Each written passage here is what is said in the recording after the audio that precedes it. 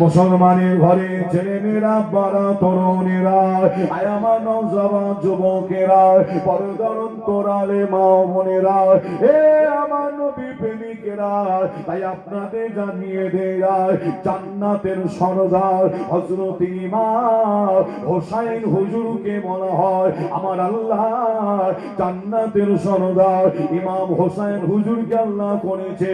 এ যুবকেরা আমি যদি কারবালার জমিনের ঘটনা বলি অনেক সময় লেগে যাবে, আমি কারবালার জমিনের ঘটনা বলবো না, তবে এতটুকু জানিয়ে দেয় ইমাম হোসেন হুজুর আওলাদে রাসূল ইমাম হোসেন হুজুরকে কারবালার জমিনে শহীদ করা হয়েছিল। হুজুরকে এত কষ্ট দিয়েছিল, হুজুরের শরীর মুবারক থেকে হুজুরের শের মুবারকটা আলাদা করে দিয়েছিল।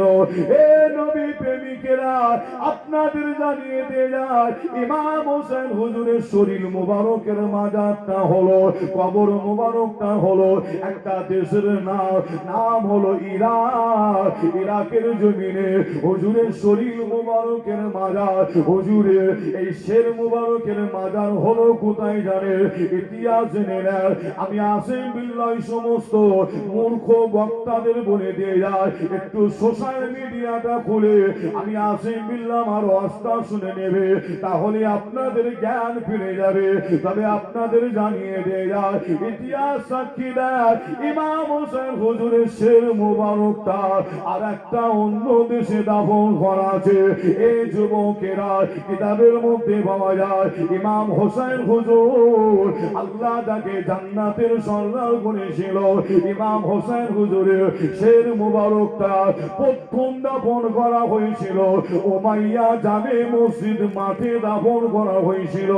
ইমাম হোসেন হুজুরের শের মুবারকটা উমাইয়া জামে মসজিদ মাঠ থেকে বহুদিন পরে আবার মাটি খুঁড়ে তোলা হয়েছিল।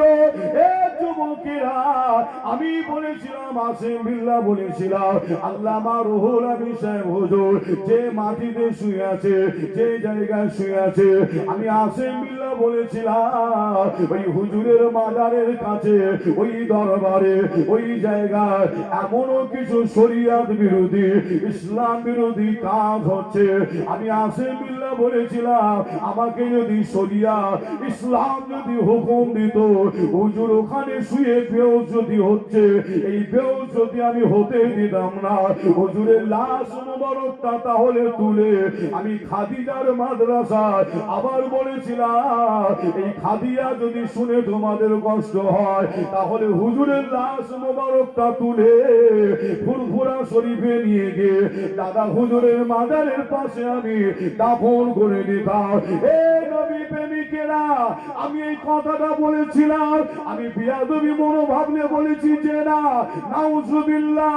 এ নবী প্রেমিকেরা তাই আপনাদের জানিয়ে দিয়ে যায় জান্নাতের সরদার ইমাম হোসেন হুজুরের শের মুবারকটা উমাইয়া জামে মসজিদ মাঠ থেকে মাটি খুঁড়ে বহুদিন পরে তোলা হয়েছিল।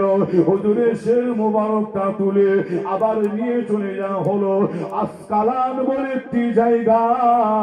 আসকালানের মাটিতে নিয়ে গিয়ে দাফন করা হয়। ওই আসকালানের মাটিতে দাফন করার পরে আসকালানের জমিন থেকে আবার বহুদিন পরে তোলা হয়েছিল হুজুরের শের মুবারক তুলে আবার মাটি খুঁড়ে নিয়ে চলে যাওয়া হয় কোথায়? একটা দেশের নাম মিশর, নাম শুনেছে?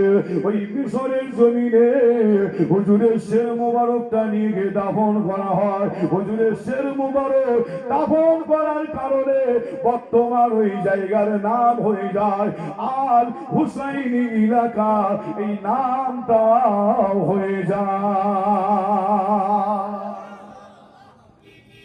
জোরে হবে না? জান্নাতের সরদার ইমাম হোসেন হুজুরের শের মুবারক একবার নয় দুবার তোলা হয়েছিল মাটি খুঁড়ে। কেন?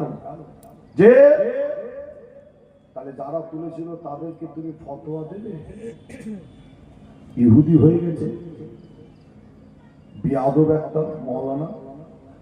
এরা আবার বলে ফুরফুরা শরীফের পীরজাদার সাথে বিয়াদবি করা যাবে না, ফুরফুরা শরীফকে আমরা ভালোবাসি মহব্বত করি। বিয়াদব একজন বয়স্ক বক্তা, একটা বয়স্ক মৌলানা আসিম বিল্লাহ সিদ্দিকের ওয়াজ ভালোভাবে না বুঝে মনে তো হিংসা, বুঝতে পারছেন না? হিংসা কেন? আসিম বিল্লাহ সিদ্দিকে অল ইন্ডিয়া সুন্নাতুল জামাতের সাথে হজরত করছে বক্তাদের সাথে, এই হচ্ছে মনে হিংসা। কি বললো না বললো দেখা দরকার নেই, ইহুদির মতন কাজ করছে, ভণ্ড, বুঝতে পারছেন না? তাহলে বলেন দাদা হুজুরের আওলাদের সাথে বিয়াদবি করলো না করলো? করলো না? যে তাহলে দাদা হুজুরের আওলাদের সাথে বিয়াদবি করা মানে তাহলে তাকে বলা যাবে যে ফুরফুরা সিলসিলার মানুষ, যে দাদা হুজুরের দুশ্মন, দাদা হুজুরের সিলসিলার দুশ্মন। মনে রাখবেন যে দাদা হুজুরের আওলাদের সাথে বিয়াদবি করেছে মানে, বিয়াদবিমূলক কথা বলেছে মানে দাদা হুজুরের সিলসিলার সব থেকে বড় দুশ্মন জিহাদ। আপনাদের ছোট ভাই ছেলে হিসাবে আপনাদের বলে যায় খুব সাবধান এদের থেকে, যে এখন আবার জিনাখোর, মালখোর, গাঁজাখোর সব আবার স্টেজে উঠে পড়ছে আবার, বুঝতে পারছেন না? যত রকমের যা আছে সব স্টেজে, যে পিচ্চাপ করে পানিটা পর্যন্ত লাইন। আমার কাছে খবর আছে যে জলসায় আসছে, গাড়ি ছেড়েছে, ড্রাইভার গাড়ি চালাচ্ছে, মাগরিবের আজান হয়ে গেছে, হুজুর সাহেব, পীর সাহেব, পীরজাদা, মাওলানা সাহেব গাড়িতে বসে আছে, নামাজ, বুঝতে পারছেন না? নামাজটা পর্যন্ত পড়লো না। জি, আপনাদের ছোট ভাই ছেলে হিসাবে জানায় এদের থেকে একটু সাবধান হবে, চরিত্র খারাপ। আল্লাহ হিফাজত করে। আর আমার জন্য দোয়া চাইবে যেন হকের ওপরে, ন্যায়ের ওপরে, সত্যের ওপরে থাকতে পারি। আমি আসিম বিল্লাহ সিদ্দিকী আপনাদের বলে যাই। আবার আমাকে আবার ওড়ানোর জন্য আবার মুরব্বীদের আবার কয়েকজনের নাম বলে ঢাল করছে, ঢাল।